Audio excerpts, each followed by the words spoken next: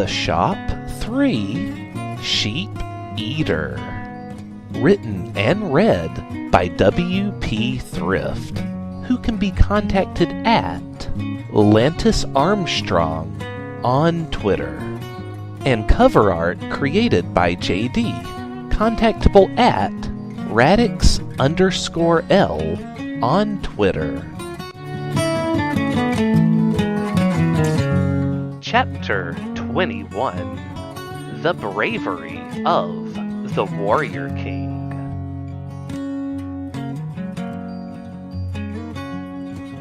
Circumnavigating the mountain range and finding no such easy path to the top, Lantis glared at the sun, which seemed to refuse to set. It came so close to setting once, circling around the sky and dipping low. Then it rose again, as though it sought to piss him off, never giving him the cover of night he needed to climb the mountain. That was not the natural habit of the sun for this part of the hemisphere. Something about this island still radiated with the power of its old master. Perhaps Cthulhu's power was not as stripped from this island as he once believed, and it still festered in this land in subtle ways. Reluctantly, Lantis had taken to climbing the sheer cliff of the mountain face to climb towards its highest peak. Once there, finding nothing, he turned around and realized the massive mountain range on this island was not continuous, but rather broken up into two separate ranges, and he had been circling the wrong one all of this time.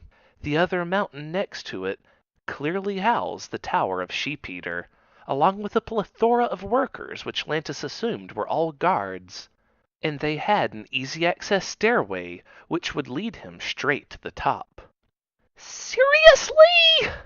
Lantis screamed, not caring if his voice carried over towards that other mountain. At least from up here he could bring out his binoculars and begin to survey the land he was about to infiltrate. So he told himself that he had deliberately chosen to climb up this mountain just to find a good reconnaissance point. It was better than accepting that he had simply made a mistake. The front of Sheep Eater Tower was largely open, and the stairs even went straight up. Lantis saw no evidence of guards laying in wait. In fact, they all seemed to be gathered around a large camp on the other side of the tower. "Well, that's clearly a trap," Lantis decided, "so I won't be going around that way. Maybe if I climb halfway up the stairs, then veer off to the left, circle around the mountain, then come up behind the camp and work my way through it? Yeah, no way they would expect me to come straight through their strongest barricades." He would not fall for their clever ruse of giving him an apparent straight shot to the tower. Putting the binoculars away, he took out the scaling hook and attached it to the front of his belt, then found a sturdy rock to tie the thin rope string around before tying the other end to the hook. He looked at what he had done and realized that it would make him plummet straight to his death. So he untied it from the hook and slipped it through instead, believing this was more likely how it was meant to be used. Dropping off to the side of the cliff, he found holding onto the string immensely difficult, as it was thin enough that it started to slice straight through his gloves almost immediately. As he quickly released it bit by bit to create increasing slack and allow himself to descend back down the cliff face in a controlled manner, by the time he had reached the bottom, the string had long begun cutting into his fingers, so he had to yank it back out of his fingers and out of the gloves. But this took a surprising amount of effort, as the suit's natural tendency was to seal up around injuries, and it kept trying to seal up around the rope string. When he finally got it loose, he left it behind. He was mad at that rope string now and declared it crappy and impractical. Lantis made his way over to the other mountain, and he climbed up the stairs, all the way up to the point he had decided was safe, where he veered off as he had planned, sticking to where he could still walk along rocks jutting out from the mountain, to use them as cover until he found a smoother slant on the other side of the mountain. The mountain seemed to gradually crest onward to the other side, giving the construction workers, which he still believed were guards, lots of flat enough space to set up camp. These guys are attempting to camouflage themselves with orange vests. Ha, those fools. That only works on deer. I think. Lantis thought to himself, recalling having seen hunters wearing orange vests before, not realizing that hunters wore those to be more visible and avoid being shot by other hunters. Lantis had included, then, that it was used to trick the deer, which led him to believe that there was another assassin around here somewhere who was some kind of monster deer or perhaps a mutant deer. He could be my comrade if I found him. Then Lantis gasped. He saw a very skittish person with bright orange hair, not dressed like everyone else, skittering across the encampment. It's the deer hero! Lantis's mind roared. He quickly and quietly rushed behind a large rock, just behind the encampment, watching what he believed to be a deer creature sneaking off into the palm tree forest just beyond the camp. Lantis followed after him, undetectable by the construction workers. Out in the forest, the creature was fretting over something as Lantis approached him from behind. Hello? Lantis said. Jogamesh freaked out, pissed himself, and spun around. We weren't plotting anything! He screamed. It's okay, dear monster, Lantis said quickly. I understand. I'm here to fight the dreaded sheep-eater, too. You're what now? Wait, I'm what now? Jogamesh asked. You're a deer monster, aren't you? Lantis asked. No! Jogamesh said quickly. Don't you know who I am? I'm the famous man across the lands. I'm the warrior king, Jogamesh. I was trained under Miyamoto Musashi to be the greatest swordsman who ever lived. Though some argued that I ended up teaching him more than he taught me. Lantis cocked his head to the side. Then where's your sword? Oh, I gave it up. My friend, who was once very close to me, then he decided he hated me for no particular reason, shot at me one day after faking a heart attack and being struck by lightning to escape him. I surrendered my sword to a lake, where a maiden appeared and said, Jogamesh, your deeds are known to me. Whomever finds this sword shall be king of this land, for they are worthy of your name. That is the true story behind Excalibur's origin. Lantis frowned. So, do you work for Sheep-Eater? Technically, though without me he would be so lost, let me tell you. Lantis seemed to vanish before Jogamesh's eyes, scaring the bejesus out of him, before suddenly appearing right behind him, knife at his throat, pressing in. Oh my God!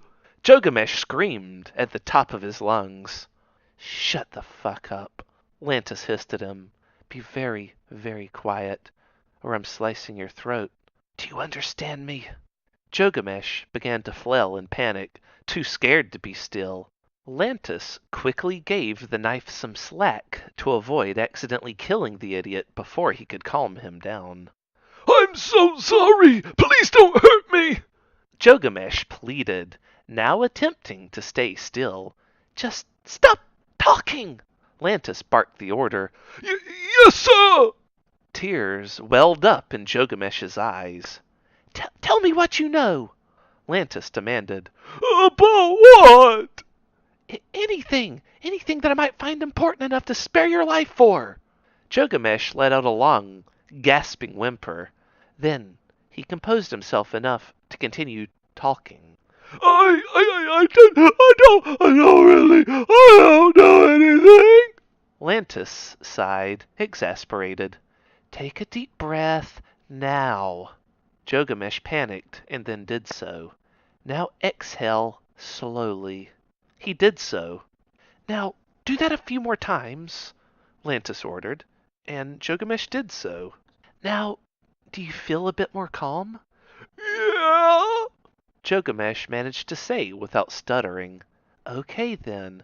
Now, tell me what you were just doing. I was going to the beach to make sure nothing had changed with the ship.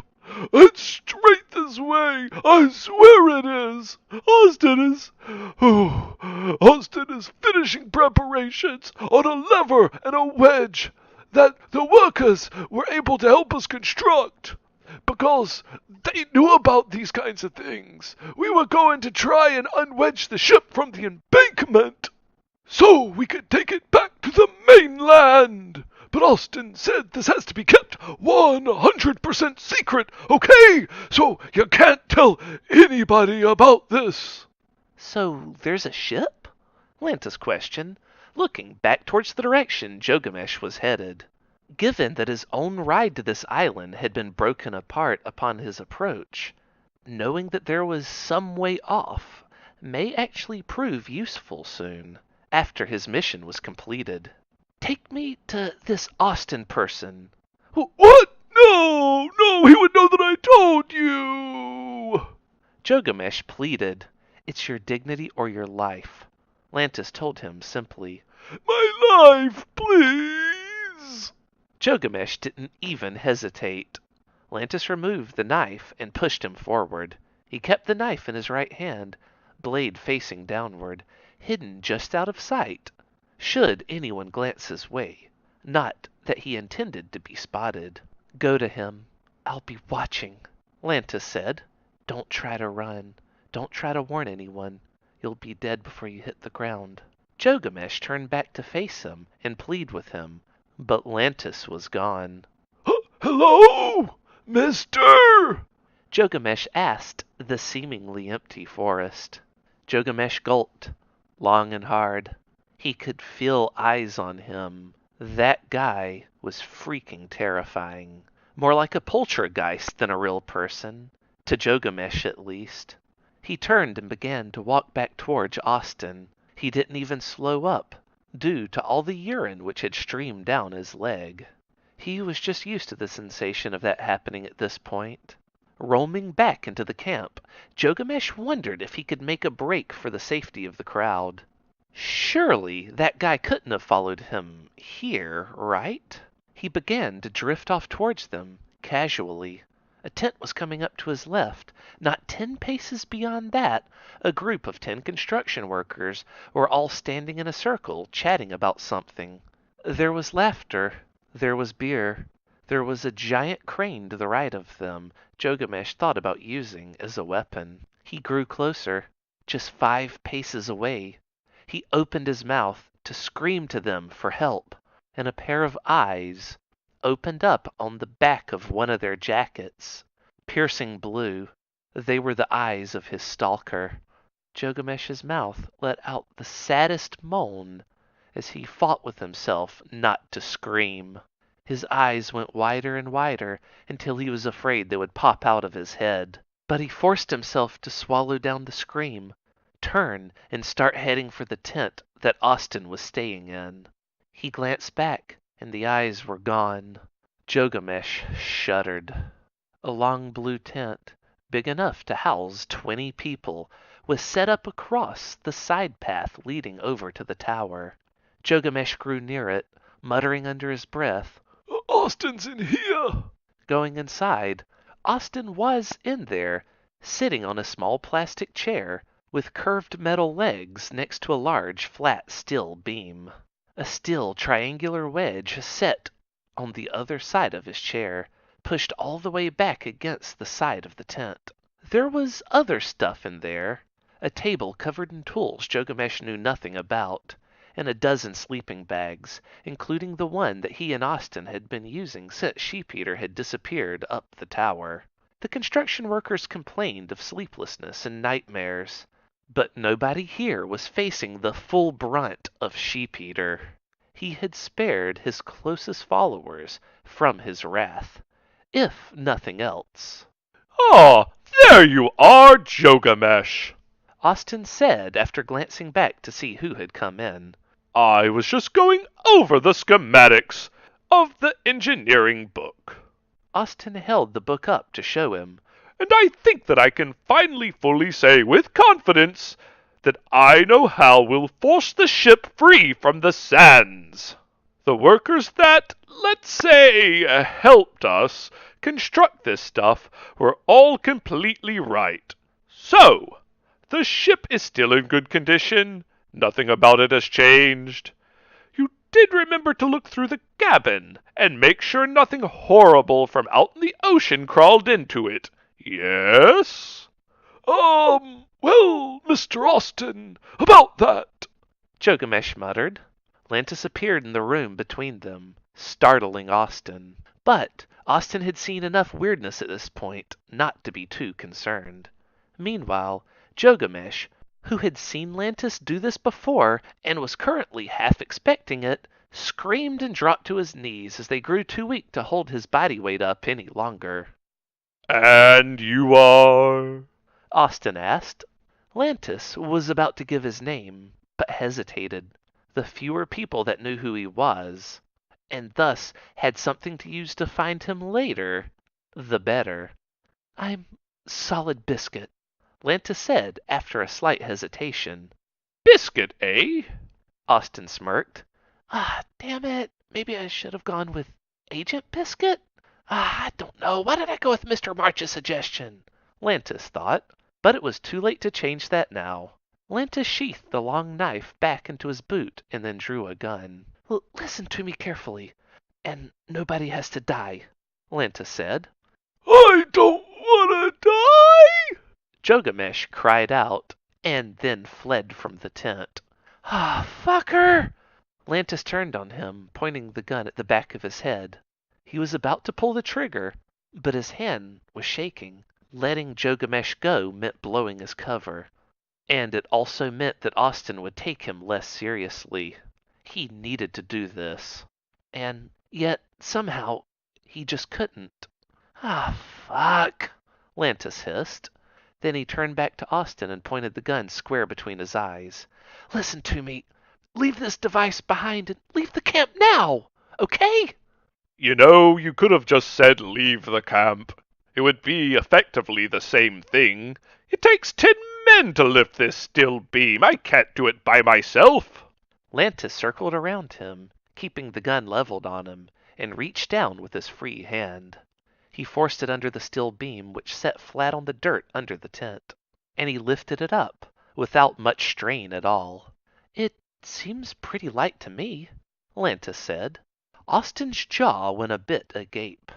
Okay, now that's a lot scarier than your gun, Austin mused. But you must understand that that boat is our only way off of this island. If you take it from us, we will be stranded here too. You have that book, right? Lantis nudged his gun in the general direction of the book to indicate it. You can use it. Use it to build a raft or something. So, now, leave. Leave this camp right now. And I don't want to see you coming back this way ever again. I can't do that, Austin protested. Please believe me. I have no idea what I'm doing. The workers out there, they're the ones that understand this stuff. They built the leverage system for me entirely. I was just... Lantis's glare slowly sharpened, and Austin froze up. Reluctantly, he rose up from his seat, and then quickly headed out of the tent. Lantis put his gun away and observed the 2 pieces of the leverage system. He could sneak them out of here now, but no, he decided not to bother. If what Austin had said was true, it would take quite a bit of muscle to move them. Lantis would grab them both after his mission was completed, and then use them on the boat to free it from the beach. That would be his way back home. With an escape plan now in mind, he exited the tent. He fully expected Gilgamesh to be returning with the guards at this point. He also expected he'd be running into machine gun fire on his way from the tent. That the guards would be too busy chasing after him to recover the wedge and the beam and drag them to the new, hidden location where Lantis would not be able to retrieve them later. But none of that played out at all. The atmosphere was still calm and quiet outside of the tent. What Lantis still failed to realize was that there were no guards here. And so, Jogamesh hadn't gone to fetch anyone. Turning toward Sheep-Eater Tower, Lantis knew that it was now time to infiltrate the enemy's headquarters. And then he would do what he had come here to do.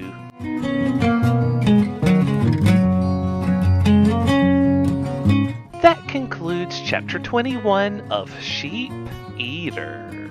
Tune in every Tuesday for new chapters, and please subscribe to be notified the moment they're released.